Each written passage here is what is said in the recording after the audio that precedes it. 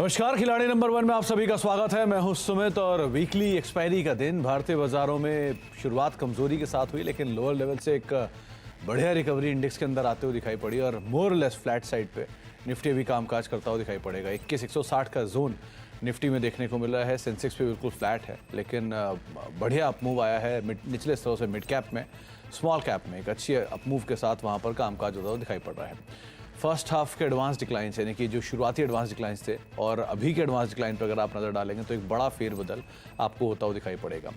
निचले स्तरों से 1100 अंकों के आसपास की रिकवरी आ चुकी है। मिड कैप इंडेक्स में करीब 2.5% के आसपास का अपमूव वहां से आता हुआ दिखाई पड़ा। लाइकवाइज स्मॉल कैप इंडेक्स पे आप देखेंगे तो वहां पर भी निचले स्तरों से एक बढ़िया रिकवरी है। करीब 3.5-4% के आसपास की रिकवरी यहां पर भी आई है। 484 अंक निचले स्तरों से रिकवर हो चुका है।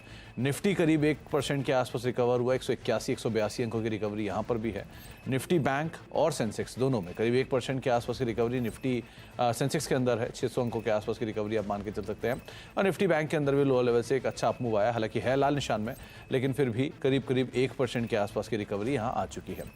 एक बार एडवांस डिक्लाइंस लेकर आए किस तरह की सिचुएशंस वहां पर है, क्योंकि एडवांस डिक्लाइंस में 2200 शेयर तेजी में और 700 शेयरों में गिरावट है। शुरुआत में आपको डिक्लाइंस ज़्यादा दिखाई पड़ेंगे, एडवांसेस कम थे, लेकिन विद टाइम एक बड़ा फेरबदल और एडवांसेस अब ज़्यादा, डिक्लाइंस कम। हैवी वेट्स ने कमान संभाली तो HDFC बैंक की कंट्रीब्यूटर, रिलायंस इंडस्ट्रीज़ की कंट्रीब्यूटर, कोटक महिंद्रा बैंक और पावर ग्रिड की तरफ से कंट्रीब्यूशन आ रहा है। साथ ही साथ निगेटिव साइड पे कंट्रीब्यूशन है ICICI bank, axis bank, Larsen and Toubro और इंडसइंड बैंक, जहां पर कुछ हद तक नेगेटिव कंट्रीब्यूशन है। तो मेजरली बैंक्स के 2 हैवी वेट्स पार्टिसिपेट कर रहे हैं, प्लस रिलायंस जो कि सपोर्ट करता हुआ है। एंड साइड वाइज आपको ITA मूव दिखेगा, तो वहां से कोई खास नेगेटिव कंट्रीब्यूशन एटलीस्ट नहीं देखने को मिल रहा है। इस पूरे हफ्ते हम बातचीत कर रहे हैं रत्नेश गोयल से, अमित त्रिवेदी से और विरल छेड़ा से इस कार्यक्रम में, और आज भी तीनों हमारे साथ मौजूद रहेंगे। रिटर्न्स आपकी स्क्रीन पर हैं, जो कि अब तक सो फार इस कल के सडन फॉल के बावजूद रत्नेश लीड कर रहे हैं करीब 4% के पॉजिटिव रिटर्न के साथ। अमित त्रिवेदी का रिटर्न -6% के आसपास है और विरल छेड़ा का रिटर्न -5% के आसपास है। कल के फॉल में विरल का रिटर्न एक नेगेटिव की साइड जाता हुआ दिखाई पड़ा, लेकिन अदरवाइज रत्नेश सो फार लीड कर रहे हैं 4% के पॉजिटिव रिटर्न के साथ। तीनों ही जानकार हमारे साथ मौजूद हैं, उनसे हम बातचीत करेंगे मार्केट्स को लेकर भी और इंडिविजुअल कॉल्स के ऊपर भी हम उनसे चर्चा करेंगे। लेकिन सबसे पहले एक व्यू मार्केट्स के ऊपर लेते हैं। रत्नेश नमस्कार, स्वागत है आपका कार्यक्रम में, और इनफैक्ट अमित आपका भी नमस्कार और विरल आपको भी नमस्कार, स्वागत है आपका कार्यक्रम में। तो रत्नेश, पहले मार्केट्स को लेकर एक व्यू आपसे हम लेंगे, लेकिन उससे पहले अमित आप अपना व्यू दीजिए मार्केट को लेकर, क्योंकि आज एक सेल ऑफ के साथ शुरुआत, लेकिन एज एक्सपेक्टेड कल के वीक हैंड्स को निकालने के बाद मार्केट्स ने वापस पुल बैक आ दिया है। सो कैसे रीड कर रहे हो आप मार्केट्स को, क्या करना चाहिए बाजार में अभी? देखिए नमस्कार। कल हमने देखा कि एक सडन चेंज इन सेंटिमेंट देखने मिला था मार्केट्स में, बट आज कहीं ना कहीं पे नेगेटिव ओपनिंग के बाद जो नेगेटिव फॉलोअप थ्रू है वो मिसिंग है। इनफैक्ट काफी अच्छी रिकवरी आई है स्टॉक्स में भी, और इंटरनल ब्रेथ जो है वो थोड़ा इंप्रूव हो रहा है।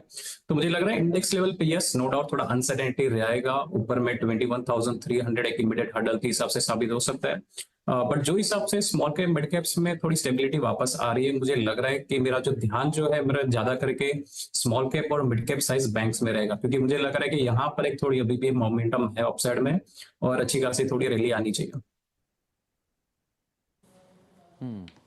नहीं तो अमित, PSU बैंक्स और PSU कंपनीज कल के हेवी कार्नेज में, या कल जो सेकेंड हाफ की सेल ऑफ थी उसमें सबसे ज्यादा इंपैक्टेड थे, तो लग रहा है कि आज वहीं पे ही मेजर पुल बैक आना चाहिए? देखिए कहीं ना कहीं जो हिसाब से मैं देख रहा हूँ ओवरऑल स्ट्रक्चर है वहां पर अभी भी सपोर्ट जो लेवल से अच्छे खासे वो ब्रेक नहीं हुए। फिर हम SBI की बात करें, बैंक ऑफ बड़ौदा की बात करें या फिर PNB की बात करें, तो थोड़ा पॉज पॉसिबल है, बट जो हिसाब से ओवरऑल स्ट्रक्चर है मुझे लग रहा है अपसाइड पोटेंशियल अभी भी ये स्टॉक्स में बाकी है। ओके, तो अपसाइड पोटेंशियल यहाँ पर आपको दिखाई पड़ सकता है। विरल, आपका मानना क्या है बाजार को लेकर? निफ्टी बैंक भी हरे निशान में आ गया, एक अच्छा पुल बैक है, लोअर लेवल से मिड कैप स्मॉल कैप 2.5 से 3.5% तक रिकवर हो गए। कैसे रीड कर रहे हो आप मार्केट्स को, क्या करना चाहिए अभी? Good morning. निफ्टी देखेंगे तो कल जो गिरावट हुई थी उसके बाद आज भी कैप डाउन ओपन हुआ, वहां से अपने को पुल बैक रैली देखने मिल रही है। हालांकि ऊपर में रेजिस्टेंस है, जैसे अमित जी ने कहा 21,300 के आसपास रेजिस्टेंस है, वो अगर क्रॉस करता है तो फिर से हमें 21,500 का लेवल देखने मिल सकता है। पर मुझे लग रहा है यहाँ पे थोड़ा कॉशियस रहना चाहिए। अगर वापस से थोड़ा करेक्शन है और नीचे में 21,000 के लेवल से जैसे ब्रेक करेंगे तो 2800 तो 2500 के लेवल्स भी हमें नेक्स्ट 1 वीक में देखने मिल सकते हैं। तो फिलहाल मुझे थोड़ा वेट एंड वॉच करने की सलाह रहेगी। हाँ, स्टॉक स्पेसिफिक में देखेंगे तो पीएसयू बैंक यहाँ से थोड़ा अच्छा लग रहा है। लेबोरेटरी के स्टॉक्स मुझे यहाँ पे अच्छा लग रहा है और थोड़े आईटी स्टॉक्स अच्छे लग रहे हैं। तो लैब्स के stock, IT stocks, PSU banks, ये ज़्यादा बेहतर साइड पे आपको दिखाई पड़ रहे हैं। अब रत्नेश भी हमारे साथ मौजूद है, लेकिन रत्नेश से हम सीधे कॉल्स के ऊपर बातचीत करेंगे। रत्नेश, आपके पास 2 कॉल का स्कोप है। पहले पोर्टफोलियो लेकर आए रत्नेश, किस तरह का पोर्टफोलियो है, उस पोर्टफोलियो के बाद उनकी कॉल्स के ऊपर भी नज़र डाल लेते हैं। 4% के आसपास का पॉजिटिव रिटर्न है। तेजस नेटवर्क से वो एग्जिट कर गए हैं और साथ ही साथ ओएनजीसी, जिससे भी वो एग्जिट कर चुके हैं। रत्नेश, मैं समझता हूँ आपके पास टाइम बहुत कम होगा, तो इसीलिए पहले मैं आपसे आपकी कॉल्स जानना चाहूँगा। पहली कॉल आपकी तरफ से कौन सी रहेगी? एक कॉल रहेगी मेरी। मुझे डिफेंसिव स्टॉक्स में थोड़ा सा लगता है कि मोमेंटम आ सकता है। तो ब्रिटानिया 4900 4900 के स्टॉप लॉस से टारगेट मेरे को 5200 रुपए तक के इसमें दिखाई देते हैं। 5200 के टारगेट्स के लिए ब्रिटानिया को आप लॉन्ग साइड पे देख सकते हैं। करीब 5012 के जोन्स में भी ये कामकाज कर रहा है। फंडामेंटली भी ये स्टॉक इनफैक्ट जो एवरेज पिछले 5 साल का पीई है उसके नीचे ये स्टॉक अभी ट्रेड करता हुआ दिखाई पड़ रहा है। रत्नेश, आपने से स्टॉप लॉस क्या रखा 5200 के टारगेट्स? 4900 4900 4900 4900 का। ओके, तो करीब करीब 100 रुपये नीचे का एक स्टॉप लेके आप लॉन्ग जाएंगे और 5200 के टारगेट्स के लिए ब्रिटानिया को पहली प्रेफरेंस के तौर पे, पहली पिक के तौर पे आप देख सकते हैं। रत्नेश, आप दूसरी कॉल भी अभी देंगे, उसके लिए आप वेट करेंगे? मैं एक ही कॉल अभी दूंगा, कुछ रहेगा तो फिर मैं अपडेट करूंगा। चलिए, तो पहली कॉल और इकलौती कॉल जो अभी रत्नेश दे रहे हैं वो है ब्रिटानिया की 5200 के टारगेट्स के लिए, और 4900 का एक स्टॉप लॉस यहाँ पर मेंटेन कर सकते हैं। एक बारी लेकर आइए विरल का पोर्टफोलियो, किस तरह से उनके पोर्टफोलियो पोजीशन है। सो फार -5% के आसपास का रिटर्न यहाँ पर दिखाई पड़ेगा, लेकिन इंडिया बुल्स से एग्जिट कर गए हैं वो, पेटीएम से एग्जिट कर गए हैं वो, डिक्सन टेक से एग्जिट कर गए हैं वो, और अबिंदो फार्मा एक कॉल उनके पास है जहाँ पर स्टॉप लॉसेस हिट हो चुके हैं। तो 2 कॉल का स्कोप यहाँ पर भी है। विरल, आपकी तरफ से पहली कॉल? पहली कॉल मेरी मेट्रोपोलिस हेल्थ केयर पर रहेगी। नीचे से आज हमें देखना है अच्छा खासा पुल बैक मिला है, वॉल्यूम्स भी अच्छे हो रहे हैं, प्रीवियस हाइस भी क्रॉस कर रहे हैं। तो लग रहा है यहाँ से अपसाइड में 1850 तक के लेवल्स देखने मिल सकते हैं। तो 1675 भी प्राइस चल रहे, तो लेवल्स पे बाय करेंगे। 1850 का टारगेट रहेगा और नीचे में 1590 का स्टॉप लॉस रहेगा। ओके, तो 1590 का एक स्टॉप लेके आप लॉन्ग जा सकते हैं मेट्रोपोलिस हेल्थ केयर में, करीब 1850 रुपये के टारगेट्स के लिए। सो फार डे हाई के आसपास ही कामकाज कर रहा है, और अभी विरल कह भी रहे थे कि उनको जो पैथ लैब के स्टॉक हैं वो ज़्यादा पसंद आ रहे हैं। तो बाकी पैथ लैब स्टॉक्स भी फॉलो बाइंग दिखा रहे हैं, चाहे डॉक्टर लाल पैथ लैब हो या फिर थायरो केयर हो, मेट्रोपोलिस हो, सब में ही खरीदारी है। तो उसमें से मेट्रोपोलिस को चुना है विरल ने करीब 1850 के टारगेट्स के लिए। 1590 का एक स्टॉप लॉस यहाँ पर आप मेंटेन कर सकते हैं। अमित जी का पोर्टफोलियो लेकर आइए, किस तरह की सिचुएशंस वहाँ पर देखने को मिल रही है। सो फार -6% के आसपास का रिटर्न है, लेकिन जो पोजीशनिंग है उसमें लेमन ट्री से एग्जिट कर चुके हैं। एनबीसीसी में उनके स्टॉप लॉसेस हिट हो गए, संवर्धना मदरसन में भी कल के इस फॉल में उनके स्टॉप लॉसेस हिट हो गए। तो 2 कॉल का स्कोप यहाँ पर भी है। अमित जी, आपकी तरफ से पहली कॉल? ये पहली कॉल है, बाय करने की सलाह रहेगी पंजाब नेशनल बैंक पे, पीएनबी पे।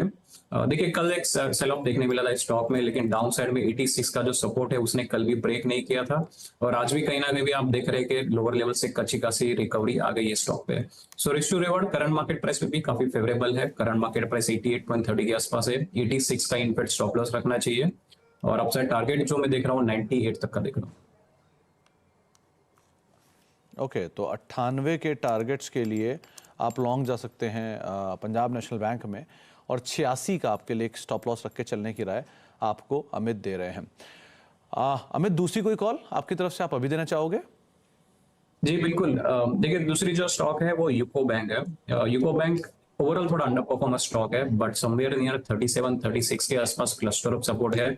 कल के डिक्लाइन में भी उसने 37 के लेवल्स होल्ड किया था, और आज भी कहीं ना कहीं पे 39 के ऊपर अभी सस्टेन कर रहा है।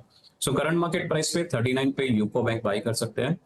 37 का इनफैक्ट स्टॉप लॉस रखना चाहिए, और अपसाइड में देख रहा हूँ 45 का। ओके, तो 45 के टारगेट्स और 37 का एक स्टॉप लॉस यूको बैंक में। दोनों को दोनों पीएसयू बैंक और दोनों छोटे मझौले बैंक जिसके ऊपर आप बेट कर सकते हो। यूको बैंक 45 के टारगेट्स के लिए 37 का स्टॉप लॉस, और पीएनबी करीब 98 के टारगेट्स, 86 का स्टॉप लॉस यहाँ पर मेंटेन चलने की राय है। क्योंकि आप अमित बैंक्स के ऊपर ज़्यादा फोकस हो, तो एक बार जरा एचडीएफसी बैंक भी देख लेना। एचडीएफसी बैंक सो फार डे हाई के आसपास कामकाज कर रहा है, और कल की इस फॉल में भी वो रिजिलियंट था, और आज भी वो बाजार में मेजर कंट्रीब्यूटर के तौर पर है, डे हाई पे कामकाज कर रहा है। कैसे रीड करें एचडीएफसी बैंक को? देखिए, कल के सेशन में क्लियर कट आउट परफॉर्मेंस था। इनफैक्ट कल HDFC bank flat to positive बंद हुआ था और 1630 1620 के आसपास काफी क्लस्टर ऑफ सपोर्ट है और आज हम देख रहे हैं कहीं ना कहीं पे लास्ट वीक का जो हाई है वो भी उसने निकाल दिया है। सो इंटरनल स्ट्रेंथ है और जो हिसाब से मैं ओवरऑल स्ट्रक्चर देख रहा हूँ ऊपर में 1720 से लेकर 1730 तक के जाने की पॉसिबिलिटी है एचडीएफसी बैंक में। 1720, 1730, 1750 या 60 के जोन्स में तो शायद इसका 52 वीक्स हाई भी है। सो वहाँ पे मेजरली रेजिस्टेंस फेस भी करना चाहिए अदरवाइज। लेकिन अगर आप लॉन्ग साइड पे देख रहे हो तो 1720, 1730 के टारगेट्स के लिए एचडीएफसी बैंक को अदरवाइज देख सकते हो। 1680, 1675 के जोन्स में भी ये कामकाज कर रहा है। बहरहाल आपकी तरफ से कोई दूसरी कॉल आप देना चाहोगे अभी? फिलहाल मैं वेट करना चाहूंगा। तो क्या मान के चले, दूसरी कॉल आपकी किस साइड से आएगी? लॉन्ग साइड पर, शॉर्ट साइड पर, मिड कैप में, लार्ज कैप में, आईटी में या अगेन हेल्थ केयर स्पेस में? फिलहाल तो मैं मार्केट देख रहा हूँ। अगर यहाँ से करेक्शंस रहेगा तो मेरे हिसाब से थोड़ा डाउन साइड की कॉल आ सकती है। मिड कैप स्टॉक्स में आने की चांसेस ज्यादा है। ओके, तो मिड कैप स्टॉक्स में एक डाउन साइड का पॉसिबिलिटी यहाँ पर शायद आता हुआ दिखाई पड़ सकता है, तो उसको आधार मान सकते हैं। चलिए आगे भी हम बातचीत करेंगे अपने जानकारों से और कुछ और कॉल से कुछ और स्टॉक्स के ऊपर चर्चा करेंगे। लेकिन एक और स्पेस जो कि काफ़ी बजिंग है और स्पेस के अंदर काफ़ी हलचल देखने को मिल रही है वो है defence space. Back to back orders, back to back brokerage houses की रिपोर्ट्स, बैक टू बैक नए हाइज यहाँ पे बनते हुए दिखाई पड़ रहे हैं और उस पर और ही बातचीत कर लेते हैं। हमारे साथ यतिन मौजूद भी हैं तमाम डिटेल्स लेके। तो यतिन, ऑर्डर इन्फ्लोज कंटिन्यूसली बने हुए हैं, ना केवल घरेलू फ्रंट पे बल्कि डोमेस्टिक एक्सपोर्ट फ्रंट पर भी, और प्लस कंपनियों की जो ऑर्डर बुक है वो भी अच्छी है और अच्छे इन्फ्लोज के साथ साथ ये भी माना जा रहा है कि शायद स्पेस के ऊपर गवर्नमेंट और एक्सपेंशन करने वाली है। क्या बज़ है पूरे डिफेंस स्पेस में? बिल्कुल, देखिए सुमित, अगर हम बात करें डिफेंस सेक्टर की तो ऑब्वियसली कंटिन्यूस ऑर्डर इन्फ्लोज हैं। एक्सपोर्ट ऑर्डर्स पे भी कंपनियां जोर दे रही हैं क्योंकि सरकार को लगता है कि एक्सपोर्ट मार्केट में भी काफ़ी अच्छा बिजनेस आपको देखने को मिलेगा। लेकिन आज की अगर हम बात करें तो कोच्चि शिपयार्ड और मझगांव डॉक, ये दोनों स्टॉक्स फोकस में है क्योंकि कोच्चि शिपयार्ड की स्पेसिफिकली बात करें तो इनको लगभग 500 करोड़ रुपए के शिप रिपेयर का ऑर्डर रक्षा मंत्रालय से मिला है और इस न्यूज़ के बाद शेयर में लगभग शुरुआती 3.5% की तेजी देखने को मिल रही है। तो एक सबड्यूड लैकलस्टर मार्केट में भी शेयर अच्छे से परफॉर्म करता हुआ आपको दिखाई पड़ रहा है। और मझगांव डॉक की बात करें तो इनको पेट्रोल वेसल्स के लिए एक बड़ा ऑर्डर रक्षा मंत्रालय से मिला है। तो जो कोस्ट गार्ड और नेवी यूज करती है पेट्रोल वेसल्स, उसके लिए 1600 करोड़ का एक मेगा ऑर्डर मझगांव डॉक को मिलता हुआ नजर पड़ रहा है और इस न्यूज़ के बाद शेयर में शुरुआती 3 से 4% की तेजी देखने को मिल रही है। तो दोनों ही मझगांव डॉक और कोच्चि शिपयार्ड फोकस में है अच्छे सरकारी ऑर्डर्स इनफ्लो के बाद। मझगांव डॉक करीब 3% के आसपास की बढ़त यहाँ पर देखने को मिल रही है और कोचिन शिपयार्ड यहाँ पर भी एक अच्छे अपमूव आते हुए दिखाई पड़ रहे हैं। अमित, आप दोनों के चार्ट्स देखिए जरा, कोचिन शिपयार्ड के भी और मझगांव डॉक के भी। डिस्पाइट स्पेस में बड़ी जोरदार रनअप ऑलरेडी आ चुकी है लेकिन ऑर्डर इन्फ्लोज अभी भी कंटिन्यूसली आ रहे हैं और कल के सेल ऑफ के बाद आज पुल बैक में भी है स्पेस। क्या करना चाहिए इन दोनों में?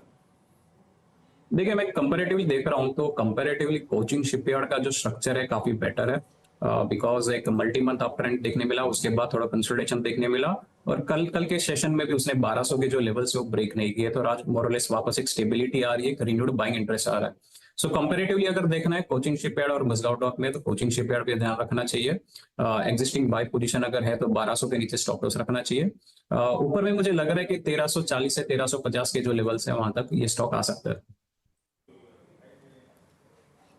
तो Cochin shipyard comparatively better side पे आपको दिखाई पड़ेगा, 1270 1280 के जोन्स के आसपास ट्रेड करता हुआ। लेकिन पूरा स्पेस अभी जो डायरेक्टर साहब प्लेट लाते हुए फिर से लेकर आई है, Cochin Shipyard, Mazagon Dock, BEL, Bharat Dynamics, सब में ही खरीदारी है और 1.5 से लेके 2.5% 3% के आसपास, इनफैक्ट 4% तक की बढ़त आज स्पेस के अंदर आते हुए दिखाई पड़ रहा है। डिफेंस स्पेस आज वापस बज करता हुआ दिखाई पड़ रहा है, स्पेशली न्यूज़ फ्लोज के बीच में यहाँ पर खरीदारी देखने को मिल रही है। एक ब्रेक का वक्त है, ब्रेक के बाद लौटते हैं, तीनों खिलाड़ियों के पोर्टफोलियोज के ऊपर नजर डालेंगे और साथ ही साथ किस तरह की सिचुएशन बदली है रिटर्न्स को लेकर उस पर भी चर्चा करते हैं छोटे से ब्रेक के उस पर।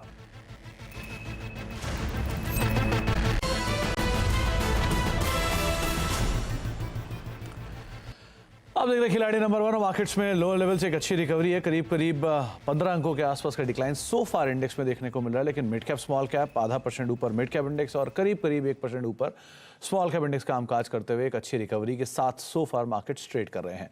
कुछ स्टॉक जहां पर अच्छा अपमूव है उसमें पहले पीएसयू बास्केट लेकर आई, इसमें आईआरसीटीसी कल के एक सेल ऑफ के बाद आज वापस स्ट्रांगली पुल बैक यहाँ पर देखने को मिला है। एफ&ओ के टॉप गेनर्स में शुमार होता हुआ दिखाई पड़ रहा है।